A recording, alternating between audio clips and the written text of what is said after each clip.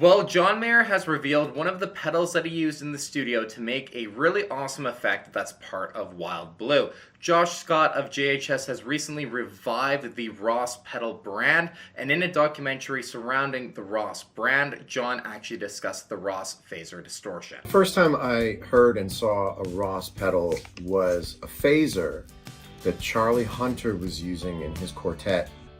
Loved the way it sounded on this record and tracked it down to being a Ross phaser. It had a distortion setting on it, which was really wild. I've actually used that Ross phaser on Wild Blue on my record Sob Rock. You can hear it double the little guitar interlude that comes after every chorus. And just so we're all clear on what part in Wild Blue John is specifically referring to, let's take a quick listen to it.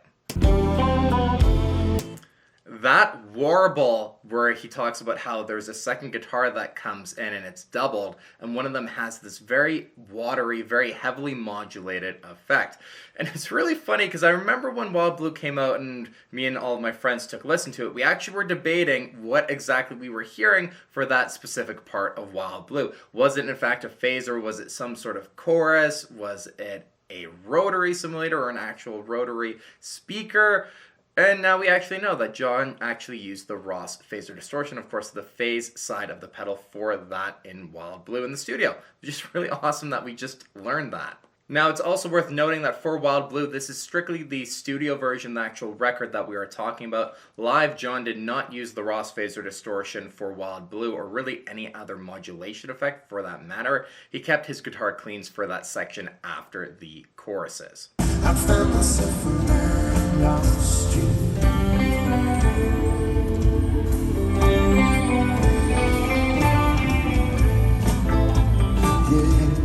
And unfortunately, there isn't really a whole lot we can say to John's use of the Ross Phaser Distortion outside of its studio use for Wild Blue. There was one really cool clip that Christian James Hand had posted to his Instagram back in 2020 November, and it showed John in the studio with the pedal, and they were jokingly saying that John was confirming that that was the effect that Player used for Baby Come Back.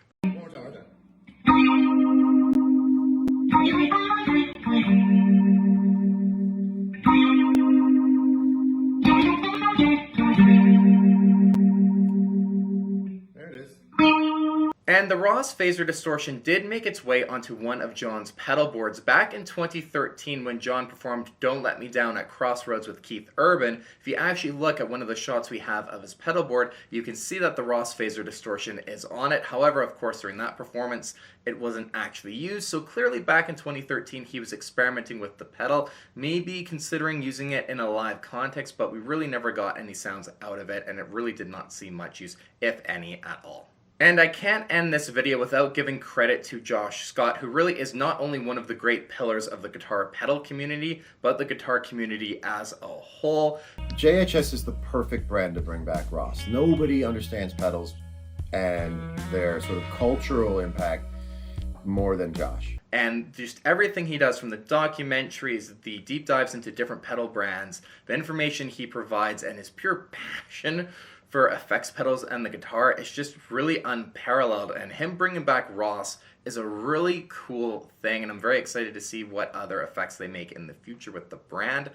And I'm just really looking forward to seeing where this all goes and maybe trying out some of those pedals. So all the videos and information with Josh Scott reviving Ross will be linked in the description down below. Go and check all of that out. The full video with John talking about the Ross Phaser Distortion will be linked down there, the documentary. I highly suggest you guys go and give it a watch if you haven't already. But as mainly a John Mayer gear kind of channel, I definitely had to cover that, because that Wild Blue effect was one that I was really curious and really interested if we'd actually eventually learn what that specific effect was on Wild Blue. So now every time I listen to it, I'll be like, oh, there's that phase from the Phaser Distortion from Ross. That's really cool. So you guys, thank you so much for watching today's video. Again, massive, massive shout out to Josh Scott, who's just absolutely just an incredible guy. It's Josh Scott.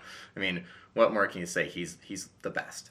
So you guys, thanks so much for watching today's video. Hopefully you enjoyed it, just slightly covering the Phaser Distortion history with John Mayer. Not a lot, but just some cool information.